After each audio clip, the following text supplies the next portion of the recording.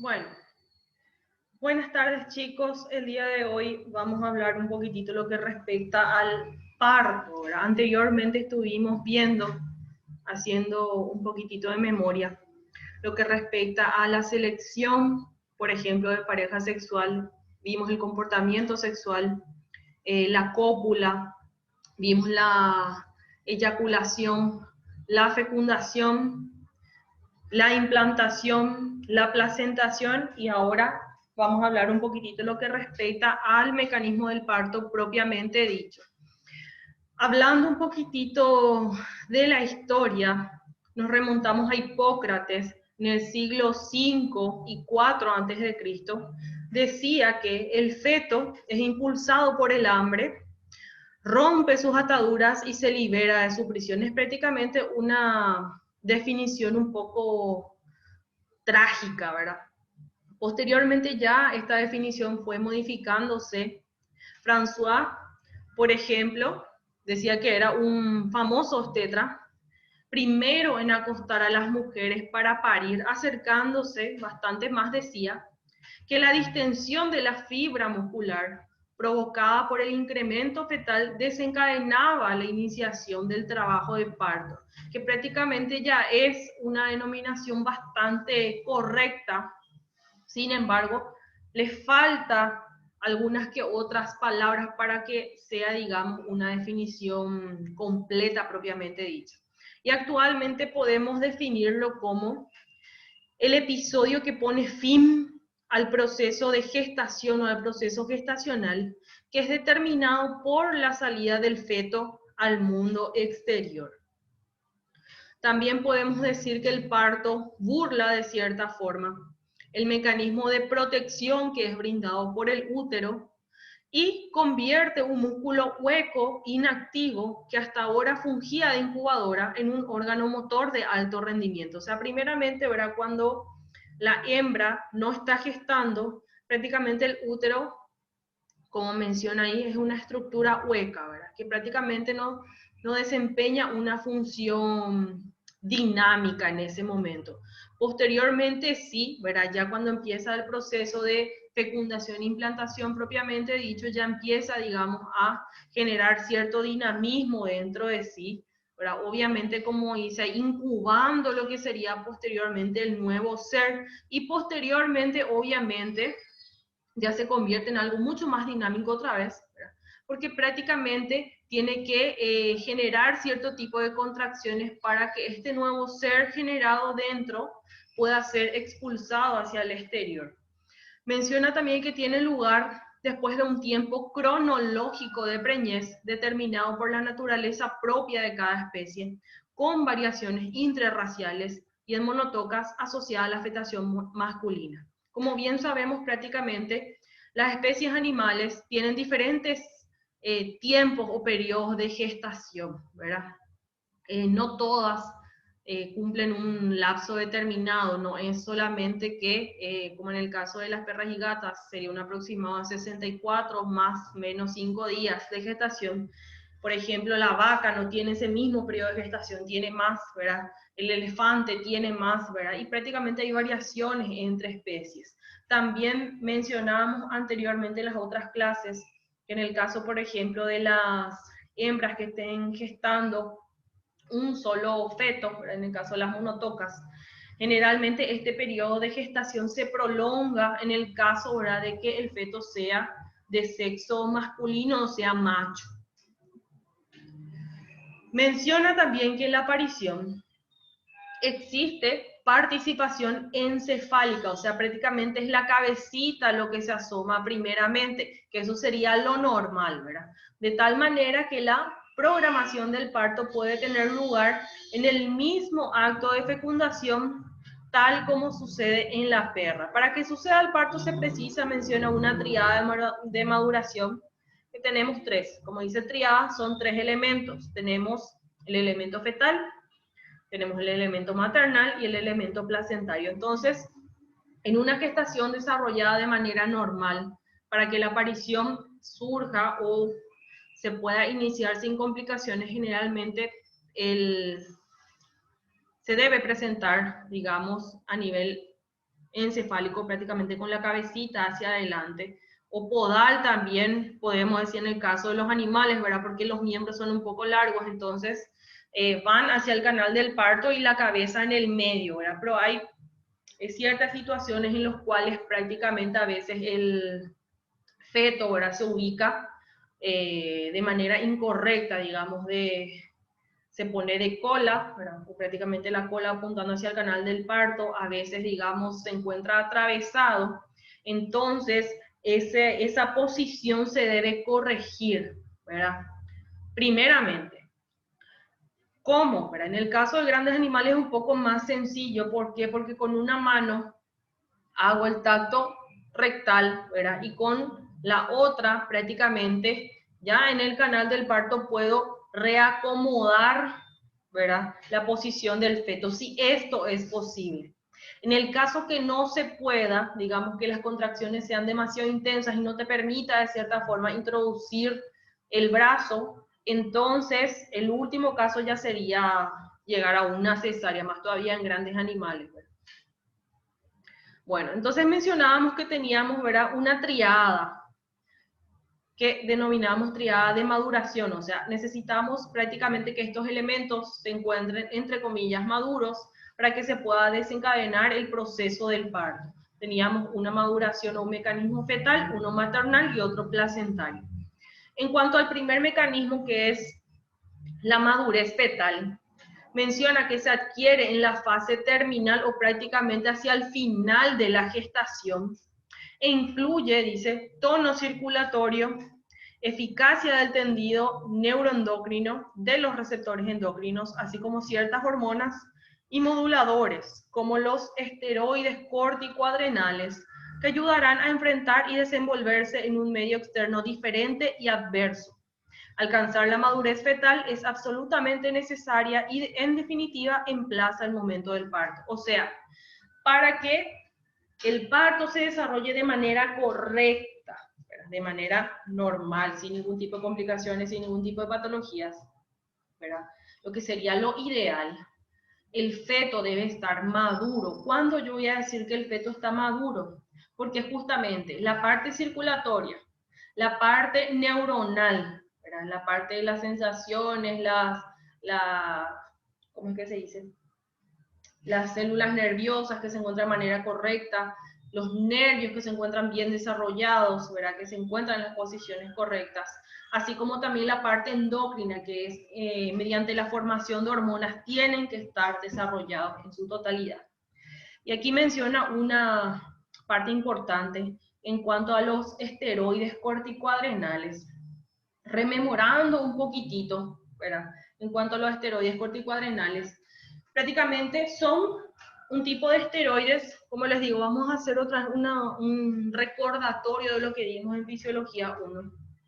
Los esteroides corticoadrenales son, como lo dice su nombre, son esteroides que provienen de ¿dónde? Específicamente de la glándula suprarrenal. Y acuérdense que la glándula suprarrenal es prácticamente un órgano parenquimatoso, o sea que tiene corteza y tiene médula, ¿verdad? Es un órgano compacto.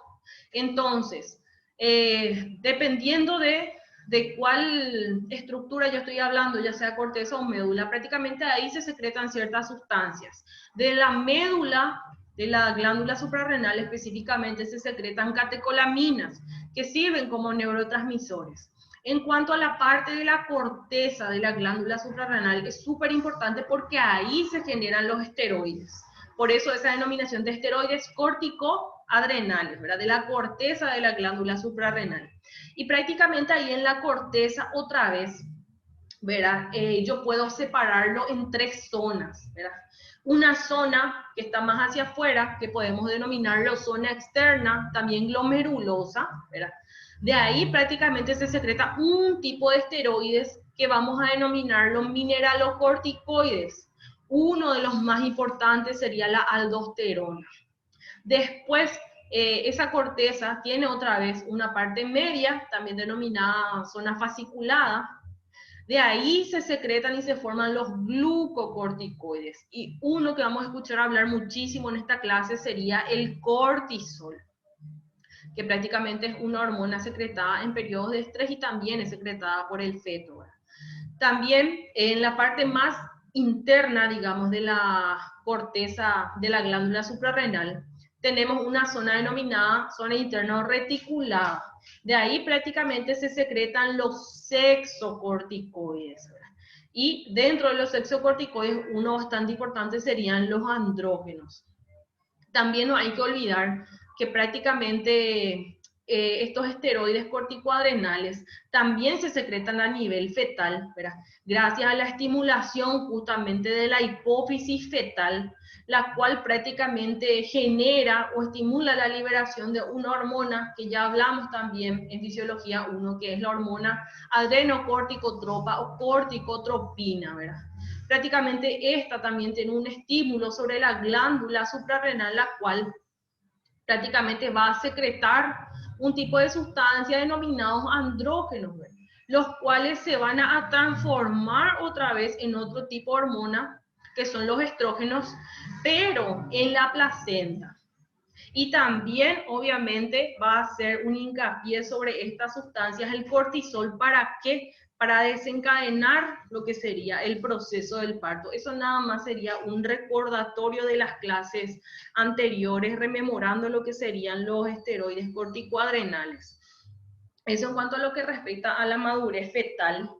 En lo que respecta a la madurez maternal, mencionamos que prácticamente va preparando a la madre para el mecanismo del parto.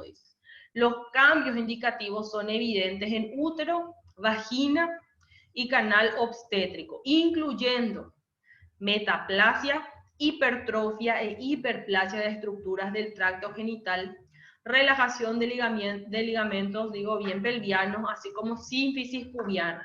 Bueno, en cuanto a la madurez fetal, dijimos, ¿verdad?, que prácticamente se tiene que haber una maduración, valga la redundancia, de la parte sanguínea, de la parte neuronal y de la parte endocrina, ¿verdad? En cuanto a la madurez maternal, o la que, digamos, en lo que respecta a la madre, tiene que haber unos cambios a nivel de dónde, obviamente, de dónde se genera este feto y a través del camino que va a pasar, que sería justamente la parte útero, vagina y el canal obstétrico, ¿verdad? Prácticamente esas células que se encuentran en esas zonas tienen que pasar por un tipo de transformaciones. ¿Para qué? Para facilitar justamente la salida del feto hacia el exterior. ¿Cómo? Mediante hipertrofia e hiperplasia, o sea, el aumento del tamaño celular y aumento del número celular, así como también la metaplasia. Dice, la metaplasia es una transformación de una célula en otra forma diferente. Puede ser por un estímulo hormonal también. En este caso, por ejemplo, ¿verdad?, el canal del parto va a sufrir una transformación a tener, digamos, un epitelio estratificado o con mayor, digamos, protección para que pueda pasar a través de el feto, así como también estimula la producción de ciertas secreciones que mantienen o humectan el canal del parto, facilitando también la salida del mismo. Así como también menciona aquí, ¿verdad?, la relajación de los ligamentos de la pelvis, ¿verdad?, y también la sínfisis pubiana, que sería prácticamente la unión del pubis, de los dos huesitos del pubis. Estos se separan ligeramente, ¿verdad?, para permitir la salida más fácil del feto. Menciona también que la proximidad del parto puede notarse por los signos de madurez maternal. Esto es muy importante, chicos, por favor, no se olviden. Esto se puede ver muy bien en los bovinos. Signos de madurez maternal. Dice, hendiduras laterales en la base de la cola, movilidad especial de las articulaciones sacrococcígeas, o prácticamente pueden pendular uno encima de otro. Basculamiento del sacro sobre la pelvis también. Bueno, otros signos un poco más evidentes podrían ser justamente la edematización de la vulva con ligera secreción, ¿verdad? La ubre obviamente va a estar muy cargada, y también el relajamiento de los ligamentos de la base de la cola. En esta zona se va a ver más hundidito. Y también en la zona lateral, que creo que no tengo una imagen, no, lastimosamente no, ¿verdad? Se ve también que la panza, así en términos sencillos y vulgares, ¿verdad?, va más hacia abajo, ¿verdad?, no está más tan hacia arribita. Es como que se relaja más la panza. Y el otro elemento, que era la madurez placentaria, ahí tenemos la placenta. La placenta es el tercer elemento, junto con el feto y la madre. Como tal, debe madurar en el transcurso de la gestación. O sea, a medida que se va desarrollando la gestación, también la placenta va modificándose, va madurando. Esta maduración es lenta, es gradual, o sea, es paulatina, operando reajustes fisiológicos conforme el feto se desarrolla.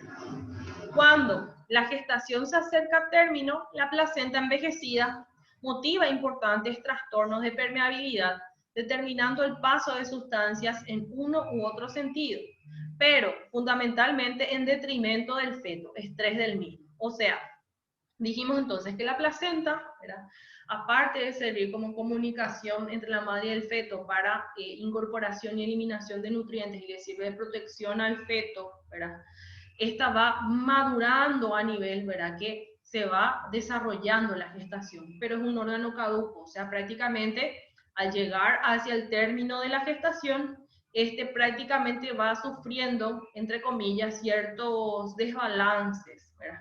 ¿Cómo? Justamente porque va, como dice acá, ocurre trastornos de permeabilidad. ¿Cómo? Justamente, digamos, no favoreciéndole al feto. En ese caso, ¿verdad?, en vez de eliminar de manera eficiente las sustancias que está generando el feto, ¿verdad?, y de recibir mayor cantidad de nutrientes, prácticamente está cortando ese proceso, ¿verdad? Se realiza, ¿verdad?, pero de manera ineficiente. Entonces, ¿qué pasa? El feto sufre estrés por ese mecanismo, y ese estrés genera una cadena de reacciones a nivel endocrino que justamente conllevan a lo que sería el evento del parto. En resumen, menciona que la iniciación del parto está relacionado con los factores genéticos de la especie, influenciados por el sexo del embrión en cuanto a mediador endocrino, y también dice fundamentalmente por variables endógenas que arrancan en la propia fisiología fetal relacionados con el nivel de corticoides. Acuérdense de los corticoides o los esteroides corticoadrenales que mencionamos. Habíamos hablado del cortisol, específicamente de la zona fasciculada de la glándula suprarrenal. Dice que expresan la verdadera madurez del feto y a partir del cual se dispara el inicio del parto. Entonces, prácticamente, el mecanismo del parto depende de tres cosas, ¿verdad? Una maduración fetal, una maduración maternal y una maduración placentaria. La fetal, ¿verdad?, prácticamente el feto tiene que estar desarrollado en su totalidad a nivel neuronal, a nivel endocrino y a nivel, digamos, a nivel sanguíneo. También la parte materna a través de las modificaciones endocrinas y la modificación en cuanto a hiperplasia, hipertrofia y metaplasia del canal del parto. Y en cuanto a la placenta, esta tiene que estar madura también en su totalidad, y cuando ya prácticamente se acerca hacia el final de la gestación, esta sufre trastornos en cuanto a la eliminación e incorporación de nutrientes, produciendo un estrés en el feto, ¿verdad? Prácticamente todos estos factores influyen, así como también la parte genética, ¿verdad? Mencionábamos, ¿verdad?, la fetación masculina en cuanto a la fetación femenina, en cuanto al tiempo del parto, ¿verdad? Y menciona también que el comienzo del parto tiene un preludio que se insinúa con contracciones que aparecen 12 horas antes, incluso algunos días, según la especie y la edad de la madre. O sea, prácticamente estos animales, ¿verdad?, van a tener una previa, entre comillas, de lo que sería el parto, porque van a iniciar ya con ligeras contracciones antes ya de lo que sería el parto propiamente dicho. Recurriendo, dice, a un enfoque fisiológico sistemático del proceso del parto, se aluden tres factores detonantes, volvemos a repetir: dependientes del feto, dependientes de la madre y dependientes de la placenta. En cuanto a los fenómenos fetales para lo que sería el desencadenamiento del parto, dice que el feto maduro sufre un estrés. Ya dijimos por qué, ¿verdad? Porque prácticamente la placenta ya no realiza su función de manera eficiente, ¿verdad? Entonces, ¿qué pasa cuando se posee estrés? Esto también ya dimos en fisiología 1. Prácticamente se estimula la glándula suprarrenal y se produce la liberación de un glucocorticoide, digo bien, que es el cortisol fetal en este caso, ¿verdad? Esta sustancia va a viajar a través de la circulación, ¿verdad? Va a ir a la circulación materna, va a sensibilizar a la madre y va a determinar qué cosa, que prácticamente se produzca un incremento en la liberación de los estrógenos, una disminución de los progestágenos, ¿verdad? Y prácticamente se va a producir la prostaglandina F2 alfa endometrial, así como también se va a liberar la oxitocina. Entonces, el fenómeno fetal, ¿verdad? Se da prácticamente por el estrés que sufre el feto. El estrés se puede dar, como les dije anteriormente, ¿verdad? Por el detrimento de la placenta y también justamente por el poco espacio que tiene el feto para movilizarse. Todo eso le estresa al feto. Entonces, en periodo de estrés, se estimula la glándula, la corteza suprarrenal. ¿Y qué pasa? Entonces empieza la liberación de cortisol. El cortisol estimula de cierta forma a la madre, haciendo en ella que se incremente la liberación de los estrógenos, disminución de los progestágenos, específicamente la progesterona, ¿verdad? Esto prácticamente me va a desencadenar otra vez otro tipo de reacciones, como por ejemplo la expresión de los receptores o el aumento de la expresión de los receptores para una hormona también importante en esta etapa, que es la oxitocina. También me va a estimular, ¿qué cosa? La producción de mi prostaglandina F2 alfa. También aquí me menciona, ¿verdad? Lo que les dije ya anteriormente, que la hipófisis fetal, ¿verdad? Estimula a través de la hormona adrenocorticotropa el desarrollo de la corteza suprarrenal. En este sentido, la presencia de cortisol fetal no es nada más que consecuencia de dicho fenómeno. El mecanismo por el cual actúan los corticosteroides como factores desencadenantes del parto está relacionado con el incremento en la producción de la prostaglandina F2 alfa y los estrógenos. O sea, el aumento de mi prostaglandina F2 alfa, así como también el aumento de mis estrógenos, me van a servir como desencadenantes del parto mediante la acción de los corticosteroides. Así como también qué cosa va a reducir la progesterona, los progestágenos, como dijimos anteriormente.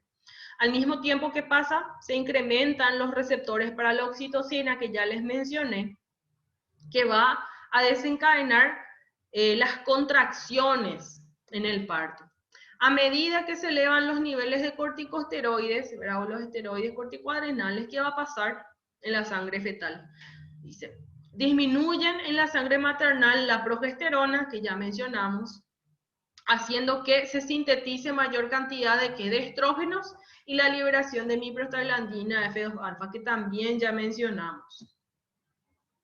Bueno, en cuanto a los mecanismos maternos, dice que están provocados por las acciones mecánicas de las extremidades y el hocico del feto sobre el fondo del útero, dilatando el conducto cervical y orientando la cabeza hacia el exterior hasta conseguir la expulsión.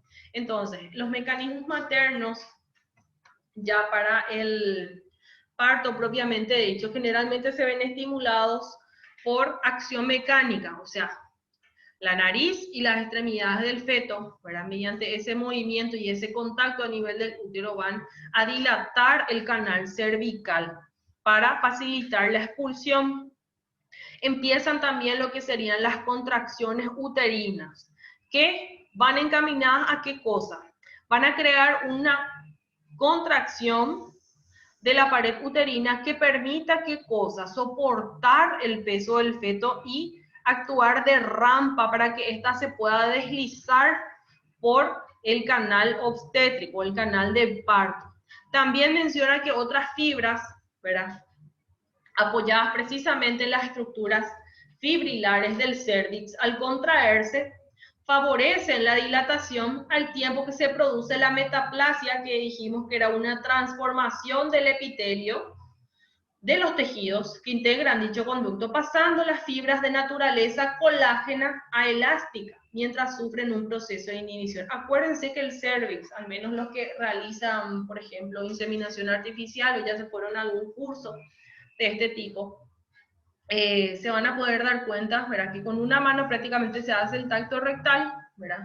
Y con el otra se pone el inyector, y con la mano que hacemos la palpación rectal, prácticamente tenemos que sostener el cervix. El cervix es una estructura dura, van a sentir. Entonces, este cervix generalmente está compuesto de fibras colágenas, ¿verdad? Algo que es duro, entre comillas, ¿verdad? Y estas fibras van a sufrir la metaplasia o la transformación, ¿verdad? Cuando ocurre o cuando empieza el proceso del parto, el proceso de las contracciones. Va a pasar de ser colágeno a fibras elásticas. El conducto cervical está compuesto por colágeno, fibras de tejido conjuntivo y también músculo liso. El colágeno es un elemento denso, como ya les mencioné, responsable de que el cervix se mantenga cerrado. Debe ser superado en el momento del parto de una manera progresiva y seriada a través de los pródromos, ¿verdad? Que son prácticamente las contracciones iniciales, ¿verdad? Las modificaciones bioquímicas que acontecen en el conducto cervical encaminados a la despolimerización del colágeno o reblandecimiento, en términos sencillos, tienen lugar lentamente en el último tercio de la gestación. O sea, esa transformación que dijimos de fibras colágenas a elásticas no se produce cuando ya está ocurriendo el parto, sino que a medida que va avanzando la gestación, específicamente la última parte, ahí ya empieza esa transformación y prácticamente culmina la transformación ya cuando se está por desencadenar el proceso del parto propiamente dicho. El reblandecimiento del cervix como fase preparatoria del parto es consecuencia, menciona, de los efectos de enzimas, específicamente la colagenasa. Acuérdense que las enzimas son catalizadores de sustancias, aceleradores de sustancias, o prácticamente me pueden convertir sustancias complejas en simples, ¿verdad? O viceversa. Y en este caso, ¿verdad? Significa que esta enzima colagenasa, todo lo que tenga asas encima, me disgrega prácticamente lo que sería ¿cómo es que se dice? Esta estructura, o el colágeno propiamente dicho, me va a desdoblar o me va a reblandecer. Y la elastasa, que es otra enzima, dice, también están comprometidas con la elasticidad y maduración del cervix. En todo caso, se trata de un proceso lento, anterior al mecanismo del parto, que proseguiría con eventos reflejos cuyos receptores se activan por el contacto de este órgano con el feto. Fenómenos a la inversa, pero prácticamente volver otra vez a su estructura normal, tienen lugar después del parto. En el caso de las hembras monotocas o las que tienen una sola cría, es decir, que prácticamente ocurre otra vez esa transformación o esa metaplasia otra vez a su nivel inicial ya pocas horas después de parir. Pero las que son pluritocas o las que tienen varias crías, prácticamente este proceso de metaplasia inicial propiamente dicho ocurre mucho después, porque justamente al tener varias crías el parto tiene que ser seriado. En cuanto a los mecanismos maternos, pero específicamente los endocrinos, están representados por los acontecimientos hormonales respondentes a la señal iniciada por el cortisol fetal. O sea, prácticamente los mecanismos maternos a nivel endocrino en la madre van a responder a lo que sería la liberación del cortisol a nivel del feto. Al final de la gestación, el feto maduro me secreta elevada cantidad de cortisol, reduciendo ¿qué cosa? El nivel de progesterona y preparando, menciona, el desarrollo del parto. Un poco antes del parto, la progesterona que hace me va a disminuir, mientras que los estrógenos van a subir. ¿Y qué va a desencadenar este episodio? Justamente que aumente la expresión de los receptores uterinos para la oxitocina, ¿verdad? Prácticamente porque esta hormona va a ser muy importante en esta etapa. Inhibición de la oxitocinasa, que prácticamente es una enzima que me va a catabolizar o destruir la oxitocina, ¿verdad? Prácticamente impidiendo que esta hormona me facilite el comienzo de lo que serían las contracciones uterinas durante el embarazo. También la activación de la prostaglandina sintetasa, ¿verdad? Que es una enzima también que te desdobla la prostaglandina, así como también la formación de mi prostaglandina, específicamente la F2-alfa. En cuanto a la concentración de progesterona, que dijimos que disminuye en la madre, pero va a aumentar en el feto en las proximidades del parto cuando se acerca más, mientras que el estrógeno fetal y los maternales generalmente se encuentran en igual magnitud. Las prostaglandinas, en cambio, van a aumentar antes del parto, específicamente las endometriales y miometriales. En cuanto al incremento de estrógenos, me dice que la elevación de los estrógenos en la última fase de la gestación se presenta en casi todas las especies, alcanzando importantes concentraciones a nivel miometrial, pero no en el endometrio ni en las membranas fetales, a diferencia de las prostaglandinas que sí se encuentran en gran cantidad.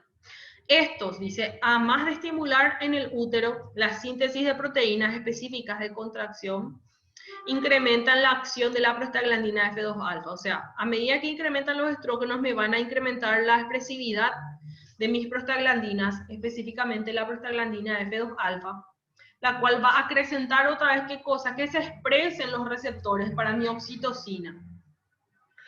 Los niveles elevados de mis estrógenos al final de la gestación también menciona que no es determinante del parto propiamente dicho, sino que actúa como factor permisivo. O sea, no es solamente el estrógeno quien me va a desencadenar o determinar que se realice el parto, sino que me va a permitir que otras sustancias u otras hormonas se puedan expresar para que en conjunto sí me puedan desencadenar lo que sería el proceso del parto.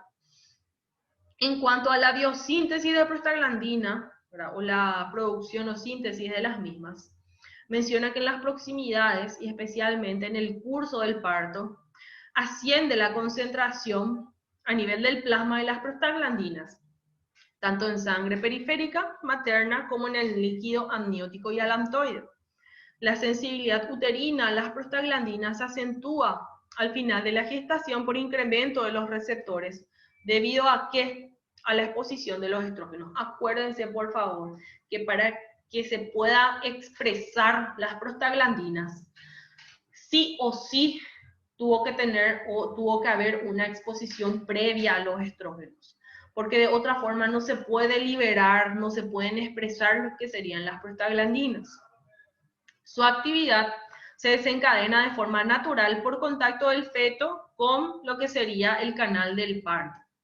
También menciona otra hormona, me dice que el reservorio principal de la prostaglandina E2, que también se denomina dinoprostona, es el líquido amniótico. Dice, allí se acumula conforme se acerca al parto y solo después aparece la prostaglandina F2-alfa, estableciéndose entre ambas un relevo funcional. O sea, prácticamente tenemos la prostaglandina E2 y le va a ceder, digamos, su actividad a lo que posteriormente se formó, que sería la prostaglandina F2-alfa. Primeramente, menciona que la prostaglandina E2 dilata las partes blandas del canal del parto, especialmente la parte del cérvix y el perineo, y sucesivamente, dice, a partir de la ruptura de la bolsa de las aguas tiene lugar la liberación de lo que sería la prostaglandina F2-alfa, cuyo efecto contráctil sobre el músculo uterino es bien evidente. Y tenemos ahora sí otra hormona súper importante que es la oxitocina, ¿verdad? Me menciona que ocurre en la última fase de la gestación, elevándose tanto en la sangre materna como en la fetal, mostrando cierta independencia. Su actuación comienza en los inicios, digamos, del parto y se desarrolla de forma alternativa. Adquiere máxima intensidad en la etapa de expulsión fetal. Favorece la producción de la prostaglandina E2, que es una hormona dilatadora, y la prostaglandina F2-alfa, que es una hormona impulsora en este caso. En el útero, su acción consiste en aumentar el tono, facilitando el tránsito del feto por el mismo a través del canal obstétrico, mientras que simultáneamente va a dilatar el conducto cervical. Perdón. Entonces, la oxitocina, ¿qué hace? Va a aumentar las contracciones a nivel del canal del parto, y mientras va haciendo las contracciones también de cierta forma este se va dilatando. Luego la prensa abdominal, o lo que prácticamente sería todos los músculos que componen la parte abdominal, dice que es el elemento físico fundamental para la expulsión fetal y secundina. O sea, la par que internamente estoy produciendo hormonas que me permitan la contracción y dilatación del canal del parto, también se debe ayudar de cierta forma con la prensa abdominal, que esto ya es voluntario, ¿verdad? Mediante los pujos. La dilatación total del conducto obstétrico, el canal obstétrico, tiene lugar por efectos locales, mediante receptores que se encuentran a nivel del himen. Estos receptores dice que captan las presiones que son dadas por el feto o por el obstetra, que también se denomina tocólogo, y los estímulos van hasta el cerebro y responden con dilatación. Y menciona que la apertura más eficaz para la expulsión del feto es el que empieza, digamos, desde más externo hacia la parte interna, o, como dice ahí, desde la esfínter vaginal hacia el útero. En principio se creía que las bolsas de las aguas eran las que al introducirse en el canal cervical dilataban, dice, el canal del parto, pero prácticamente no es así, ya es muy discutida esa teoría. En cuanto a los mecanismos dependientes de la placenta, mencionamos prácticamente que la placenta es un órgano bipartito o compuesto por dos estructuras, vamos a denominarlo estructura fetal y estructura maternal. Dice, imprescindible para la evolución de la gestación, de considerable papel en su culminación y también importante para desencadenar el parto. Tras el parto, ¿qué pasa? La madre y la cría continúan con su ciclo y la placenta muere en el momento mismo del parto. De ahí que la madurez placentaria vaya generando una serie de sustancias que están en íntima relación con el momento del parto. Actualmente se admite que la placenta se comporta como un órgano hormopoyético similar a la hipófisis. O sea, ¿a qué me refiero con esto? Que la placenta también funciona como poiesis, es producción de hormonas, como productor de hormonas, o como similar a la hipófisis en este caso, produciendo ¿qué cosa? Lactógenos placentarios que actúan, dice, como factores de crecimiento a nivel gestacional, y también como casi todas las hormonas hipofisarias, también produce la ACTH, que es la hormona adrenocorticotropa, a nivel fetal, modificando ¿qué cosa? La secreción de esteroides, ¿verdad? Y también la producción de estrógenos y de relaxina, así como también producción de factor de crecimiento epitelial y sustancias anticoagulantes. En todo caso, menciona que el eje hipotálamo pituitario o hipotálamo hipófisis fetal es fundamental. Se admite una capacidad autocrina de la placenta en el sentido de elaborar mediadores que estimulan el propio desarrollo placentario, denominados factores de liberación. O sea, ¿a qué se refiere con eso? Que la placenta puede crear o formular una sustancia que ejerce su acción sobre ella misma otra vez. Y en cuanto a los signos de parto inminente, o prácticamente las situaciones que me van a decir que ya está por parir mi hembra, tenemos por ejemplo la yegua, prefiere la calma y la soledad, generalmente los nacimientos son de noche. La oveja, las contracciones empiezan una semana antes, durante 5 minutos cada hora, aumentando con frecuencia y amplitud hasta tornarse rítmicos antes del parto. Presencia de calostro en los pezones, se forman como pequeñas velas, ¿verdad? Es muy característico. En la yegua también se suelen presentar. En la cabra, entre 24 a 48 horas antes del parto, las mamas se cargan de calostro. La marrana o la cerda está inquieta, gruñe, tiende a hacer un nido, comienza la secreción de calostro y 12 horas antes se echan de cúbito lateral o prácticamente se pone de costado. En la vaca, Los ligamentos del flanco y de la cola se relajan, ¿verdad? Como que bajan. Hay pérdida de moco a través de la vulva. También está hiperémica, un tono más rojo. Las ubres están aumentadas de tamaño, así como en la coneja. Generalmente el parto ocurre en las primeras horas de la mañana, aproximadamente 30 minutos nada más dura, y cada cría nace con su placenta, la cual es ingerida por la madre al higienizar a su gazapo. Ahora que a veces se puede ver esos errores en las conejas primerizas, ¿verdad? Cuando quieren limpiar la algazapo, que sin querer llegan a comer algunas extremidades. Y prácticamente el parto propiamente dicho tiene 3 fases súper importantes. La primera es la preparación, la segunda es la dilatación y la tercera es la expulsión.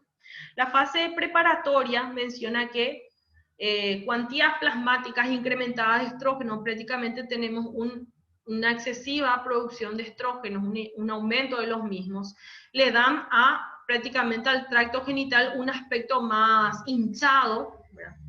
Más edematizado, la vulva está más congestiva o prácticamente más enrojecida, y los ligamentos sacroisquiáticos relajados, como les dije, ahora se ve como si fuera que la pancita baja más.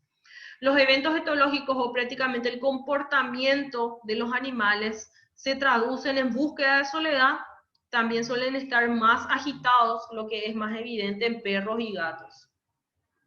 En cuanto a la fase de dilatación, ahí tenemos ya las contracciones miometriales.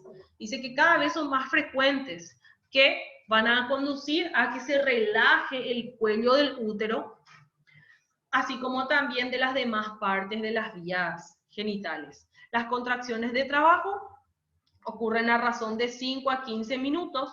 Se inician, dice, en el extremo craneal de los cuernos, o sea, desde más adentro hacia más afuera.